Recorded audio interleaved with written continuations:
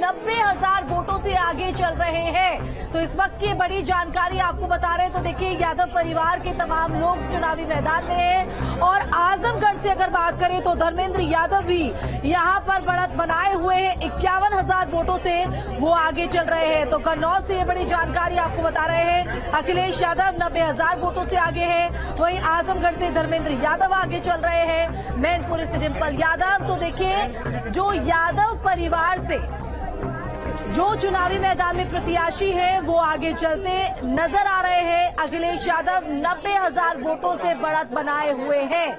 आजमगढ़ की बात करें तो धर्मेंद्र यादव यहां पर 91,000 वोटों से बढ़त बनाते हुए, और इस बीच आपको बता दें कि मैनपुरी से डिंपल यादव भी जो आगे चल रही थी। इस बीच ये बड़ी जानकारी सामने आ रही है कि डिंपल यादव की बड़ी जीत। तो ये बड़ी जानकारी एक बार फिर से जीत डिंपल यादव ने यहां से हासिल कर ली है। तो ये बड़ी जानकारी आपको बता रहे, जहां कन्नौज से 90,000 वोटों से अखिलेश यादव आगे चल रहे हैं। तो धर्मेंद्र यादव आजमगढ़ से 91,000, और इस बीच मैनपुरी से डिंपल यादव जीती है। इस वक्त की ये बड़ी और अहम जानकारी आपको बता रहे हैं। तो डिंपल यादव ने भी बड़ी जीत हासिल कर ली है। तो देखिए, समाजवादी पार्टी बेहतर परफॉर्मेंस यहां पर उत्तर प्रदेश में देते हुए, और देखिए, एक सीट से 37 सीट तक का जो सफर है वो यहां पर तय किया जा रहा है। और इसी कड़ी में मैनपुरी से डिंपल यादव ने एक बार फिर जीत हासिल कर ली है।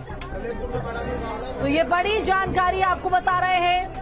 तो लगातार यादव परिवार के भी सदस्यों की साख दाव पर थी, और कन्नौज से अखिलेश यादव आगे चल रहे हैं। आजमगढ़ से धर्मेंद्र यादव शुरुआत से ही वो बढ़त बनाए हुए थे। डिंपल यादव भी शुरुआती रुझान से बढ़त बनाए हुए नजर आ रही थी, और अब डिंपल यादव ने मैनपुरी सीट से जीत हासिल कर ली है।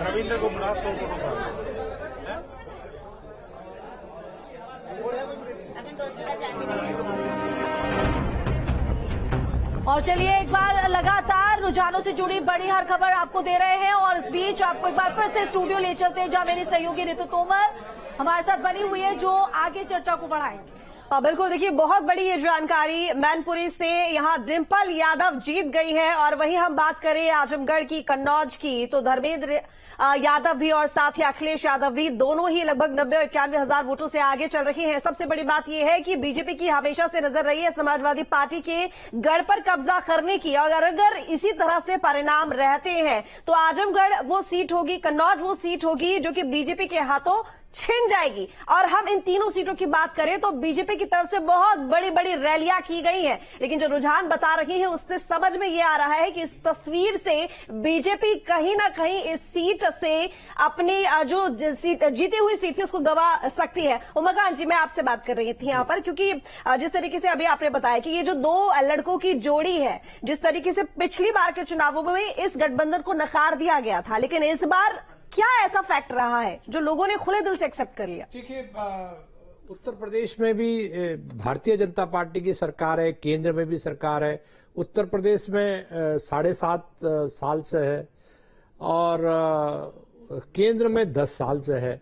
तो आप अगर लोगों की समस्याएं सॉल्व नहीं हुई हैं, रोजगार का मुद्दा बड़ा ज्वलंत है, बल्कि बढ़ रहा है, युवाओं में असंतोष बढ़ रहा है, महंगाई हर चीज की, डीजल हो, पेट्रोल हो, कोई ऐसी चीज नहीं है जिसके दाम 20% से 30% और 40% पिछले 10 साल में ना बढ़े हों।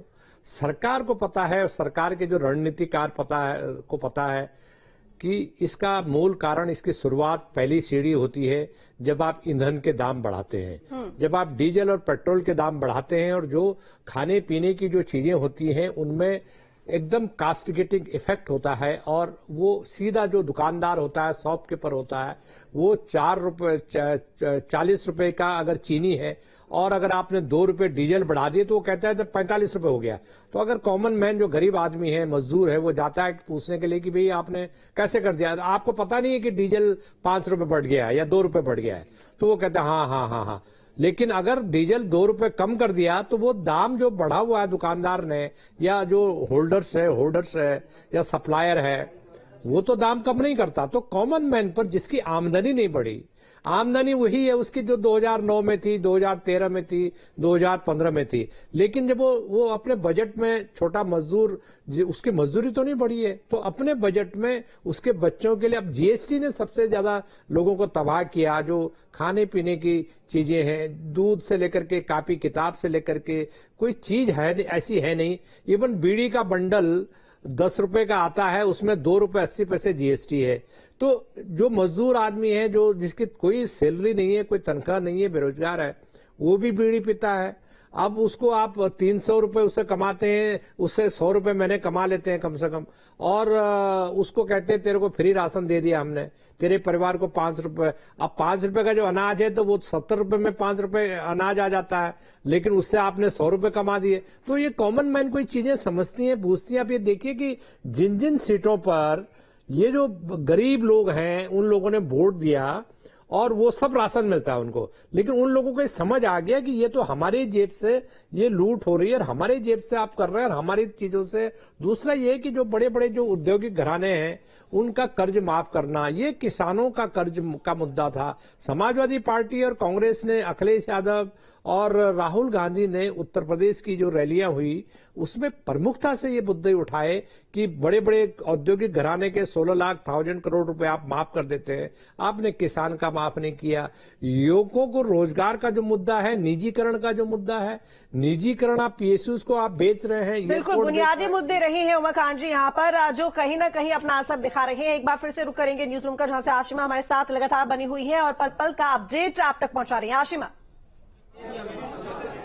और इस बीच चंदौली से बड़ी खबर आपको बता रहे हैं, बीजेपी प्रत्याशी डॉक्टर महेंद्र नाथ पांडे करीब 12,000 वोटों से पीछे चल रहे हैं। तो ये बड़ी जानकारी आपको बता रहे हैं। तो चंदौली में भी देखिए बीजेपी का जो प्रदर्शन है वो खासा नहीं दिख रहा है और बीजेपी प्रत्याशी डॉक्टर महेंद्र नाथ पांडे करीब 12,000 वोटों से पीछे चल रहे हैं। तो लेकिन कई सीटों पर तस्वीर साफ होते हुए नजर आ रही है और अब चंदौली से ये बड़ी जानकारी